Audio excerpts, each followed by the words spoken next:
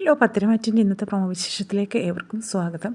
അങ്ങനെ നയനയും ആദർശും അനന്തപുരി വാർഡിലേക്ക് തിരിച്ച് എത്തുകയാണ്. വമ്പിച്ച സ്വീകരണത്തോടുകൂടിയാണ് മുത്തച്ഛൻ സ്വീകരിക്കുന്നത്. അപ്പോൾ അതിനുശേഷം അതുപോലെ അനു പറയുന്നുണ്ട്, എനിക്ക് ഈ ഒരു MD സ്ഥാനമൊന്നും വേണ്ട, ഏട്ടൻ തന്നെ അതിലേക്ക് തുടരണമെന്ന് പറയുന്നു. അപ്പോൾ ആദർശ് പറയുന്നത്, എനിക്ക് ആ ഒരു സ്ഥാനം വേണ്ട, നീ തന്നെ അത് തുടരാണ്. പക്ഷേ മുത്തച്ഛൻ പറയുന്നുണ്ട് വരുമ്പോഴേ ആ ഒരു സ്ഥാനം ഇനിയിപ്പോൾ ആദർശിന് തന്നെ അർഹതപ്പെട്ടതാണ്. അതുപോലെ ആ വീട്ടിൽ താമസിക്കാൻ ഏറ്റവും കൂടുതൽ യോഗ്യതയും ഞങ്ങളെക്കാളും, അതായത് മുത്തച്ഛനും മുത്തശ്ശിയെക്കാളും നയനിക്കും ആദർശനാണ് ഉള്ളത് എന്നുകൂടി പറയുകയാണ് കേട്ടോ. ഇതൊന്നും കേൾക്കുമ്പോൾ ജാനകിക്ക് തീരെ സഹിക്കുന്നില്ല. ഒപ്പം ജലജ ചോദിക്കുകയാണ്, ഇവനെന്താ നാണമില്ലേ ഈ ഒരു സ്ഥാനം ഒഴിഞ്ഞു കൊടുക്കാനാണ് ചോദിക്കുന്നത്, കാരണം പൊട്ടനാണോ ഇവൻ ആ ഒരു MD സ്ഥാനം ഒഴിഞ്ഞു കൊടുക്കാനായിട്ട് എന്നാണ് ജലജ പറയുന്നത് അവന്തികയോട്. അവന്തികയ്ക്കും ആകെ വിഷമിച്ചിട്ട് നിൽക്കുകയാണ്. കാരണം ഈ ഒരു വിവാഹം തന്നെ നടത്താൻ നാഗേന്ദ്രൻ തീരുമാനിച്ചത് അനിയുടെ MD സ്ഥാനം കണ്ടിട്ടാണ്. അപ്പോൾ അവന്തിയും അതുപോലെ തന്നെ. അപ്പോൾ അതിനുശേഷം ഇതെല്ലാം പിടിച്ചെടുക്കാം എന്നുള്ളൊരു വിചാരമായിരുന്നു അവന്തികയ്ക്ക്. അപ്പോൾ അവന്തിയും ആകെ വിഷമിച്ചിട്ട് നിൽക്കുകയാണ്. പിന്നീട് അവന്തികയും അഭിയും തമ്മിൽ സംസാരിക്കുന്നുണ്ട്. അപ്പോൾ ഇവരുടെ എല്ലാം ശത്രുവാണല്ലോ നാഗേന്ദ്രനെ അഭി സ്ഥിരമായി പോയി കാണാറുണ്ട്, പക്ഷെ അവന്തികയും പോയി കാണാറുണ്ട്. അതിവിടെ ആരും അറിഞ്ഞിട്ടില്ല. ഇനിയിപ്പോൾ ആ ഒരു പോക്കും കാര്യങ്ങളൊക്കെ ഒന്ന് കുറയ്ക്കണം എന്ന് അവന്തിക പറയുന്നുണ്ട്. കാരണം ഇവിടെ എന്തെങ്കിലും സംശയം തോന്നി തൻ്റെ വിവാഹം മുടങ്ങുമല്ലോ. അപ്പോൾ അതുപോലെ തന്നെ ജലജയ്ക്ക് നാഗേന്ദ്രനോട് ദേഷ്യം, അതിൻ്റെ യഥാർത്ഥ കാരണം ആർക്കും അറിയില്ല. അബിക്കോ അല്ലെങ്കിൽ അവന്തികയ്ക്കോ അറിയില്ല. നാഗേന്ദ്രൻ പറഞ്ഞുള്ള അറിവേ ഉള്ളൂ. അപ്പോൾ നാഗേന്ദ്രൻ്റെ കാര്യം ജലജയോട് സംസാരിക്കുമ്പോൾ തന്നെ വളരെ പൊട്ടിത്തെറിയിലാണ് ജലജ സംസാരിക്കുന്നത്. അപ്പോൾ അബി പറയുന്നുണ്ട് അവന്തിയോട്, നമ്മൾ അമ്മയോടൊപ്പം നിന്നിട്ട് യാതൊരു ഫലവും ഇല്ല, നമുക്ക് യാതൊരു പ്രയോജനവും ഉണ്ടാവില്ല, നമുക്ക് അച്ഛനോടൊപ്പം നിൽക്കണം എന്നാണ് അബി ഉപദേശിക്കുന്നത്. അബിക്കിപ്പോൾ എന്തായാലും കാണാതിരിക്കാൻ കഴിയില്ല, ഞാനിവിടെ പോയി കാണുന്നുണ്ട്, ഇടയ്ക്കിടയ്ക്ക് കാണുന്നുണ്ട്, പലർക്കും അറിയാം എന്നൊക്കെയാണ് അബി അവന്തിയോട് പറയുന്നത്. പിന്നീട് അതുപോലെ ജാനകി ആകെ വിഷമിച്ചിരിക്കുകയാണ്. അപ്പോൾ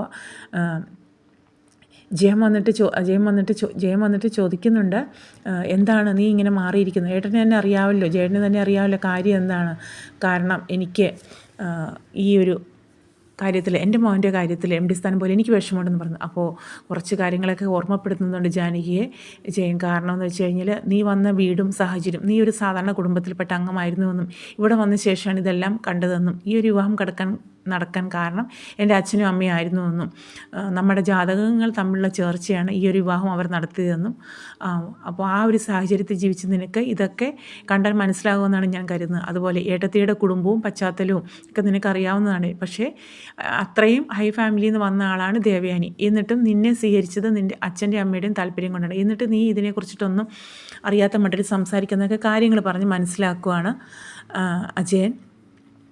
അതുപോലെ തന്നെ നാഗേന്ദ്രന് ഇനിയിപ്പോൾ ഇതറിയുമ്പോൾ ഭയങ്കര ഷോക്കാവുമെന്ന് അവന്തിക പറയുന്നുണ്ട്. കാരണം ഈ ഒരു വിവാഹം MD ആയതുകൊണ്ട് മാത്രമാണ് ഏറ്റവും കൂടുതൽ താല്പര്യം അച്ഛൻ കാണിച്ചതെന്നൊക്കെ പറയുകയാണ്. അങ്ങനെ അബി പോയി കണ്ട് സംസാരിച്ച് കാര്യങ്ങളൊക്കെ നാഗേന്ദ്രനോട് പറയുന്നുണ്ട്. അപ്പോൾ നാഗേന്ദ്രനും പറയുന്നുണ്ട്, എന്തൊക്കെയായാലും ഞാൻ ഈ നാട് വിട്ട് പോകില്ല, ഞാൻ ഒരു ലക്ഷ്യം വെച്ചിട്ട് തന്നെയാണ് വന്നത്, എനിക്ക് എന്നെ പേടിക്കേണ്ട കാര്യമില്ല, എൻ്റെ മുഖത്തടിച്ച് എന്നെ ഇറക്കി വിട്ടതാണ് ഈ ഒരു തറവാട്ടിൽ നിന്ന്, അപ്പോൾ അതിനെനിക്ക് തിരിച്ച് പ്രതികാരം ചെയ്യണം എന്നുള്ള മട്ടിൽ തന്നെയാണ് പറയുന്നത്. പിന്നെ ദേവയാനിക്കാണെങ്കിൽ ഭയങ്കര സന്തോഷമായി, മോനും മരുമകളും ഇഞ്ഞ് വന്നപ്പോഴത്തേക്കും. അങ്ങനെ ഇടയ്ക്ക് നയന ഇങ്ങനെ മൊബൈലൊക്കെ നോക്കിയിരിക്കുന്ന സമയത്ത് ജ്യൂസൊക്കെ കൊണ്ട് കൊടുക്കുന്നുണ്ട്. ഇനിയിപ്പോൾ എനിക്ക് മോളുടെ കാര്യങ്ങൾ നന്നായിട്ട് നോക്കാമല്ലോ എന്നാണ് ദേവയാനി പറയുന്നത്. അപ്പോൾ ആദർശം അങ്ങോട്ടേക്ക് വരുന്നുണ്ട്. അപ്പോൾ ആദർശം പറയുന്നു, അതൊരു 7 മാസം വരെയുള്ളൂ, അതിനുശേഷം അമ്മ അതിന് ശാഠ്യം പിടിക്കരുതെന്ന് പറയുന്നു. അതൊന്നുമില്ല, 7 മാസം ചടങ്ങിന് ശേഷം മോളെ ഇങ്ങോട്ടേക്ക് തിരിച്ച് വിളിച്ചുകൊണ്ട് വരാമല്ലോ, അതിന് മോളുടെ അച്ഛനും അമ്മയൊന്നും എതിര് പറയില്ല, എൻ്റെ ആഗ്രഹം പോലെ നിൽക്കും എന്നൊക്കെ ദേവയാനി പറയുകയാണ്. അങ്ങനെ ഭയങ്കര സന്തോഷത്തിലാണ്.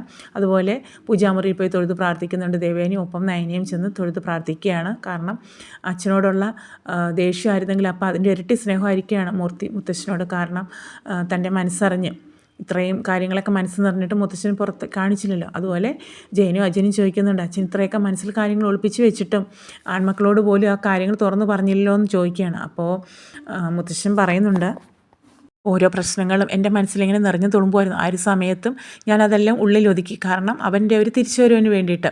പക്ഷേ നമ്മൾ മോശക്കാരിയല്ല നയന, കാരണം അവളാണിത് ആദ്യം എൻ്റെ മനസ്സിലുള്ളത് കണ്ടുപിടിച്ചത്, പിന്നെ എനിക്ക് വേണ്ടി അവൾ അത് ഒളിച്ചു വെക്കുകയും ചെയ്തു എന്നൊക്കെ പറയുകയാണ്. അങ്ങനെ ഭയങ്കര സന്തോഷത്തിലാണ് മുത്തശ്ശൻ.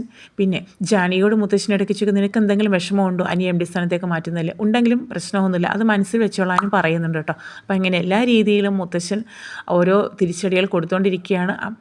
അപ്പോൾ ജാനകിയുടെ വിഷമമൊന്നും മുത്തശ്ശൻ കണക്കാക്കുന്നില്ല കേട്ടോ. അപ്പോൾ അതുപോലെ തന്നെ കനക ഈ ഒരു അവസരത്തിൽ ജലജയെ വന്ന് കാണുന്നുണ്ട്. എന്തായി, അപ്പോൾ നീയുടെ വിഷമവും കാര്യങ്ങളൊക്കെ അറിയാമല്ലോ. എന്നിട്ട് പറയുന്നുണ്ട്, നിൻ്റെ മോനാണ് ഇപ്പോൾ ഏൺ ജ്വല്ലറിയുടെ തലപ്പത്തിരിക്കുന്നത്, നിൻ്റെ ഭർത്താവിൻ്റെ ജ്വല്ലറിയും കൂടിയാണ് എന്ന് പറയുമ്പോൾ ജലജയ്ക്ക് തീരെ പിടിക്കുന്നില്ല. നഗേന്ദ്രൻ്റെ കാര്യം പറയുമ്പോൾ പറയുന്നുണ്ട്, എൻ്റെ മാനസികാവസ്ഥ അയാളുടെ വെറുപ്പും വിദ്വേഷവും ഒക്കെ എന്താണെന്ന് ഇവിടെ എല്ലാവർക്കും അറിയാവുന്ന കാര്യം തന്നെ. പിന്നെ എൻ്റെ മകൻ അവിടെ പോകുന്നതിനെ കുറിച്ചിട്ട് പറയുകയാണ് കേട്ടോ കനക.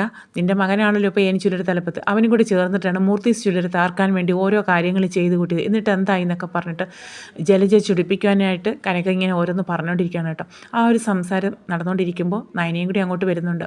അപ്പോൾ നയന പറയുന്നുണ്ട്, നല്ല മറുപടി കൊടുക്കുന്നുണ്ട്. ഇനിയിപ്പോൾ അപ്പച്ചി പറയുന്നതൊന്നും കൂടുതലായിട്ട് കേട്ടോണ്ടിരിക്കാൻ ഞങ്ങൾക്ക് കഴിയില്ല, അതിനൊക്കെ ചുട്ട മറുപടി തരും കിച്ചാനും ചെയ്യും. കാരണം അങ്ങനെ ഒരുപാട് സങ്കടങ്ങളും കാര്യങ്ങളൊക്കെ സഹിച്ചിട്ടാണ് ഞങ്ങളിപ്പോൾ ഇവിടം വരെ എത്തി നിൽക്കുന്നത്. അപ്പോൾ അതുകൊണ്ട് പഴയതുപോലെ അപ്പച്ചി പറയുന്നത് കേട്ടോണ്ടിരിക്കാൻ പറ്റില്ല എന്നുകൂടി നയന കൂടി പറയുകയാണ്.